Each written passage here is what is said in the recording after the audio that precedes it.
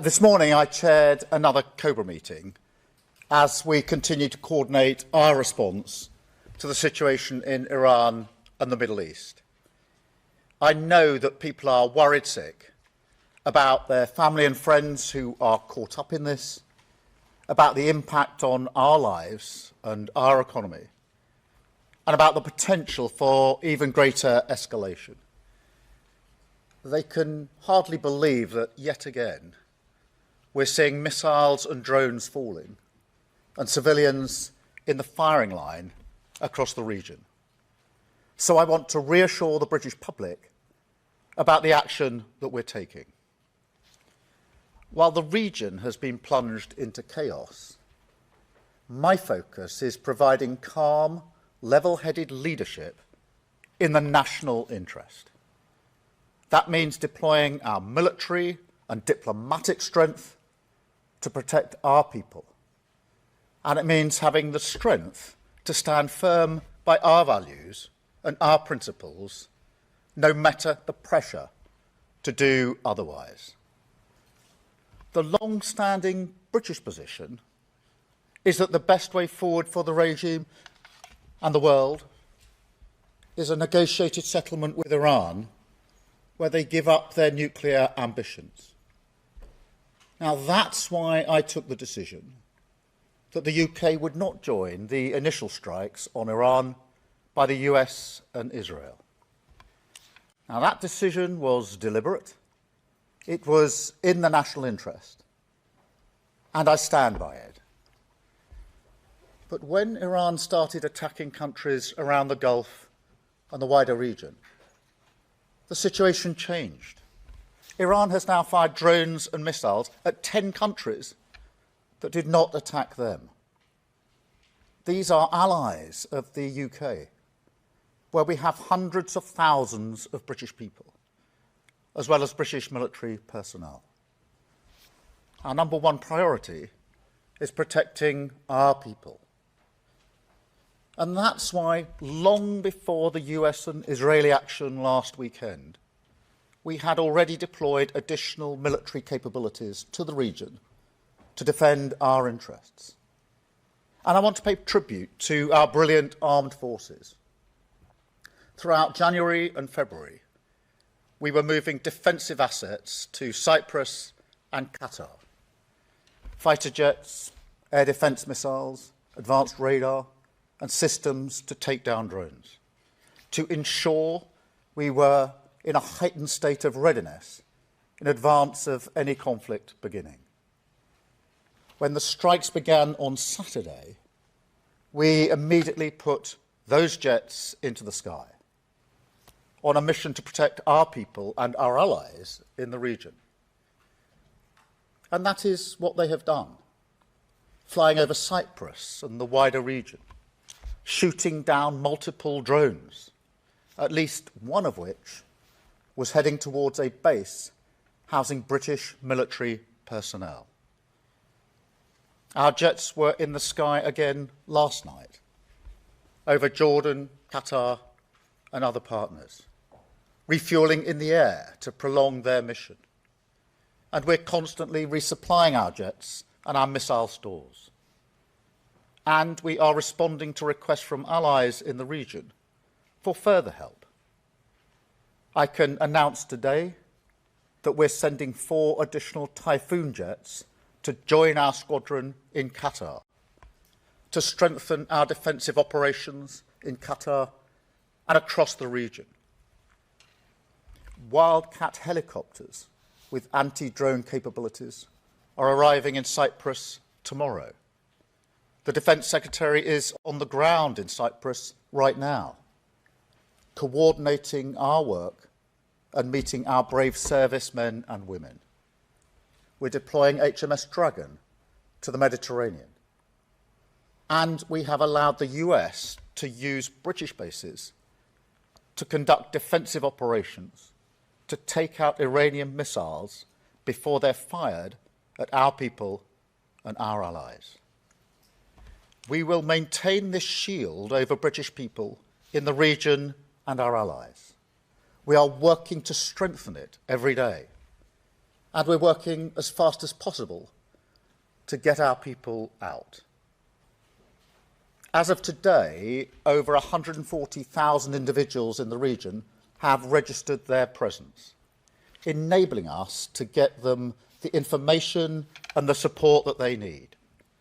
We have rapid deployment teams on the ground in Oman and Saudi Arabia, and our consular teams are helping hundreds of the most vulnerable individuals. Despite airspace closures, we're working around the clock with airlines, travel companies and governments to open safe routes home.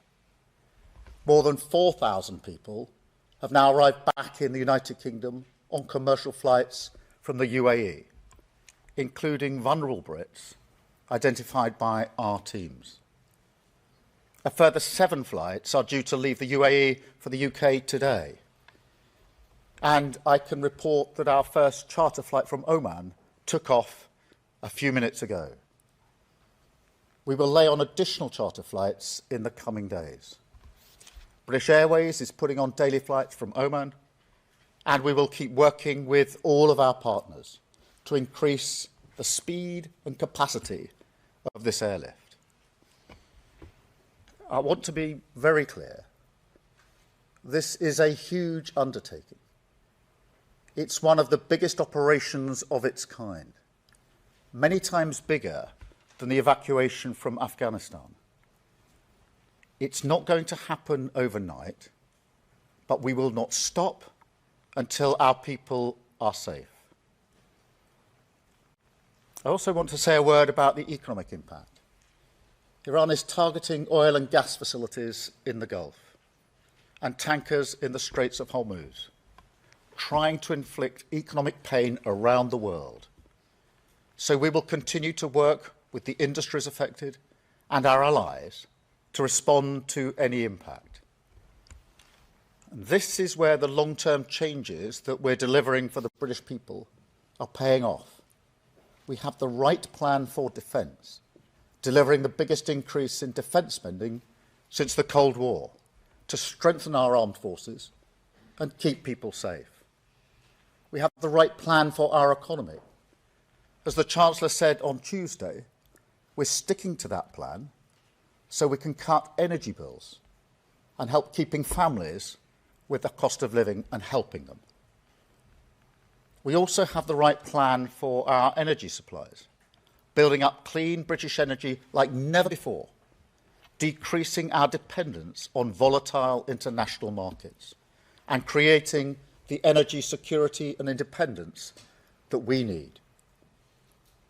Faced with this new geopolitical crisis, the sad fact is that some will try to use it to divide us.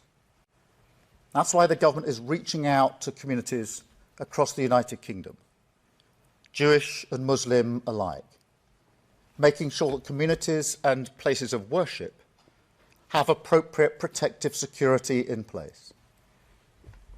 But look, as a nation, we should come together in this moment. Those citizens that are stuck in the region, scared and in need of help, come from all backgrounds. The armed forces who protect them come from all backgrounds too. We are united by our common humanity and our love of this country. This conflict could continue for some time. So I want you to know that your government is resolute in our response, at home and abroad. We will do everything we can to protect British lives, uphold British values, and safeguard the national interest. Oh, I'm sorry, in relation to how long it will go on, I do know people are worried. They are going to be worried about any escalation. I think they can see what's unfolding on their television screens. That will cause them anxiety, understandably. They will be worried about the impact on their own lives that this could have, and those with family and friends in the region will be extremely worried about their family and friends in the region. I absolutely understand that. We are doing everything we can to de-escalate this. I can't give you a time base for this. I don't think anybody can. My strong view is that we need to de-escalate, and ultimately this will have to be a matter of negotiation when it comes to some of the core issues like nuclear capability. But there are reports that you walked into a meeting, the National Security Council on Friday, with one opinion and had your mind changed by Ed Miliband and others in your cabinet. So is it true that you wanted on Friday to give Americans a precautionary permission in the event of Iranian reprisals to use British bases for defensive action, but had your mind changed by Ed Miliband and other members of your cabinet? Let me be really clear about this. No request from the US came in the specific terms that we acceded until Saturday afternoon. Saturday afternoon. Well, just hear me out. And therefore, on Friday, there was no concrete decision to be made. The decision had to be made when we had the request. That came in on Saturday during the course of the afternoon. We're already taking measures in relation to our own capability. That came in on Saturday afternoon, late in the afternoon. We then, as you would have expected, went through the details with the US over the next day and ultimately reached a decision on Sunday, which I announced then on Sunday evening about 8 or 9 o'clock in the evening. But actually on Friday, we didn't have a request from the United States, and therefore no decision fell to be made. The decision fell to be made when we had the request. That was Saturday afternoon. We then worked it through. Decision on Sunday, which was a decision of all ministers, unanimous, that we should take the action that I then announced. Prime Minister, Donald Trump has suggested that you've ruined the special relationship, that you are no Churchill. On the special relationship, is he right on that? Have you ruined the special relationship? Look, the special relationship is in operation right now. We're working with the Americans in the deployment from our bases. We are working together in the region.